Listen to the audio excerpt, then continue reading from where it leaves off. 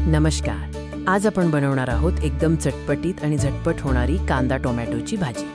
ही भाजी बनवायला लागतात फक्त काही मिनिटे, पण चव इतकी अप्रतिम की तुम्ही रोज बनवाल. चला तर मग सुरू करूया. आज मी तुमची किचन गाईड तुम्हाला घेऊन जाते आहे अस्सल महाराष्ट्रीयन पदार्थाच्या या सोप्या प्रवासात. एकदम उत्साही तयारी करा. सर्वात आधी आपली तयारी म्हणजे माईस इन प्लेस. इथे बघा, वजा बारीक चिरलेला कांदा, टोमॅटो, कढीपत्ता, मोहरी आणि आपला खास कांदा लसूण मसाला. आता वेळ आहे फोडणीची.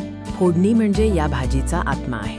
त्यासाठी पॅनमध्ये तेल गरम करा. तेल चांगले गरम होऊ द्या. स्वयंपाकात संयम महत्वाचा आहे, खास करून फोडणी देताना. तेलात मोहरी घाला. मोहरी तडतडल्याशिवाय फोडणी पूर्ण होत नाही. या आवाजाला वंगार म्हणतात, जो चवीची सुरुवात आहे. आता लगेच थोडी हळद आणि चिमूटभर हिंग घाला. यामुळे फोडणीला सुगंध येतो आणि भाजी पचायला हलकी होते. आता चिरलेला कांदा फोडणीत घाला. कांदा सोनेरी आणि पारदर्शक होईपर्यंत परतून घ्या. घाई करू नका, चव इथेच तयार होते. कांदा चांगला परतला गेला की भाजीला एक गोडवा येतो. मध्यम आचेवर परतायला विसरू नका. आता कढीपत्ता आणि आपला खास महाराष्ट्रीयन कांदा लसूण मसाला घालून मिक्स करा. यामुळे भाजीला अस्सल मराठमोळी चव येते. आता वेळ आहे टोमॅटोची.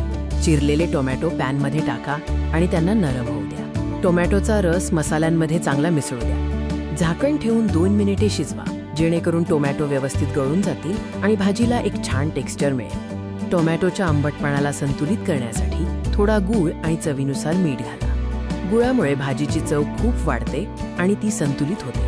आता भाजीला सुंदर रंग देण्यासाठी लाल तिखट घाला. लाल तिखट कमी जास्त तुम्ही तुमच्या आवडीनुसार करू शकता. बस, आपली भाजी आता जवळपास तयार आहे. एक उकळी येऊ द्या, म्हणजे सर्व चवी व्यवस्थित मिसळून जातील. शेवटचा आणि सर्वात महत्त्वाचा स्पर्श, कोथिंबीर. भरपूर कोथिंबीर घालून भाजीला सजवा आणि एकदा हलक्या हाताने मिक्स करा. तयार आहे आपली झटपट कांदा टोमॅटोची भाजी. गरमागरम भाकरी किंवा पोळीसोबत खायला घ्या. नक्की ट्राय करा आणि लाईक, शेअर, सबस्क्राईब करायला विसरू नका. धन्यवाद.